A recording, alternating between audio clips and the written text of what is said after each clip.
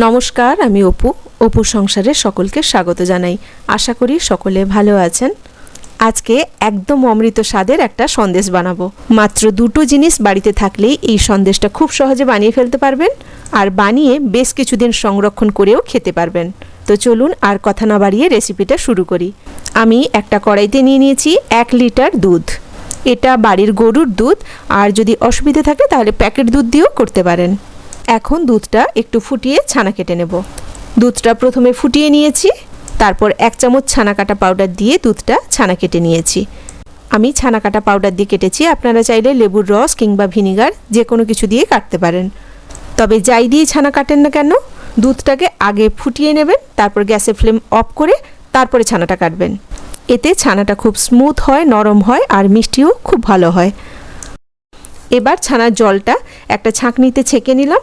হাতা দিয়ে একটু চেপে চেপে ছানা থেকে যেটুকু জল বেরোয় সেটাকে বের করে দিয়েছি। মোটামুটি ছানার জলটা বের করে দিয়েছি। এবার একটা প্লেটের মধ্যে ছানাটা নিয়ে নিয়েছি। এখন হাত দিয়ে ছানাটা একটু ভালো করে স্ম্যাশ করে নেব। রসগোল্লা তৈরি করার আগে যেমন ছানাটা একটুখানি মেখে নিই, এইভাবে হাতের চেটোতে ঘষে ঘষে ঠিক একই রকম উপায়ে ছানাটাকে ভালো করে মেখে নিতে হবে। ছানাটা অনেকটাই স্মুথ হয়ে গেছে। আমি 4 থেকে 5 মিনিট ধরে ছানাটা একই রকমভাবে মেখে নিয়েছি। এবার একটা কড়াই বসিয়ে দিয়েছি, তার মধ্যে দিয়ে দিয়েছি 1 চামচ বাটার। এখানে বাটারের জায়গায় ঘিও ব্যবহার করতে পারেন, তবে ঘিটা আমার কাছে এখন শেষ হয়ে গেছিলো, তাই আমি বাটার ব্যবহার করেছি। ওর মধ্যেই দিয়ে দিয়েছি 1 বাটি পাটালি গুড়। ছানার পরিমাণটা যতটা থাকবে, গুড়ের পরিমাণটা কিন্তু তার ডবল থাকবে। এবার গুড়টা একটু নেড়ে চেড়ে যখন গুড়টা মেল্ট হয়ে যাবে, তখন ওর মধ্যে ছানাটা দিয়ে দেব।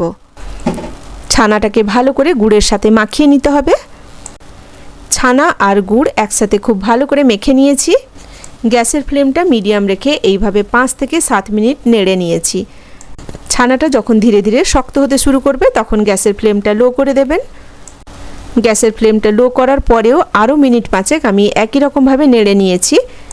এইভাবে নাড়তে নাড়তে ছানাটা যখন একদম প্যান ছেড়ে দেবে, তখন সেটা একটা প্লেটের মধ্যে ঢেলে নেব।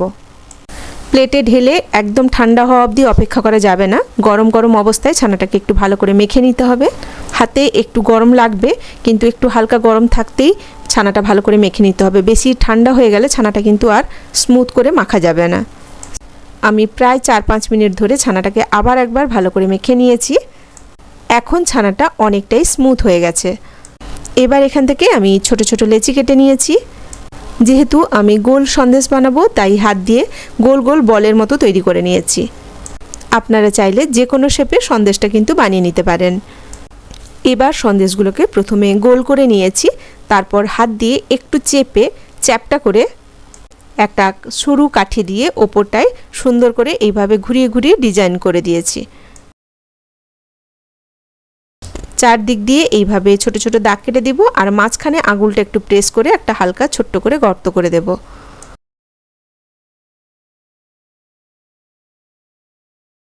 এই যে একটা সন্দেশ রেডি হয়ে গেছে। একই রকমভাবে সবগুলো সন্দেশ আমি রেডি করে নিয়েছি। সন্দেশগুলো বানিয়ে কোনো কন্টেনারে ঢুকিয়ে বেশ কিছুদিন রেখেও খেতে পারেন, কিচ্ছু হবে না, আর ভীষণ সুস্বাদু হয় খেতে। শীতের মরশুমে একবার অন্তত বানিয়ে দেখতে পারেন। তো কেমন লাগলো আজকের রেসিপি ছোট্ট একটা কমেন্ট করে জানাবেন, আর যদি ভালো লেগে থাকে তাহলে একটা লাইক দিয়ে দেবেন। সকলে ভালো থাকবেন, সুস্থ থাকবেন। কথা হবে আবার পরে ভিডিওতে নতুন কোনো রেসিপি নিয়ে। আজ এখানেই রাখি।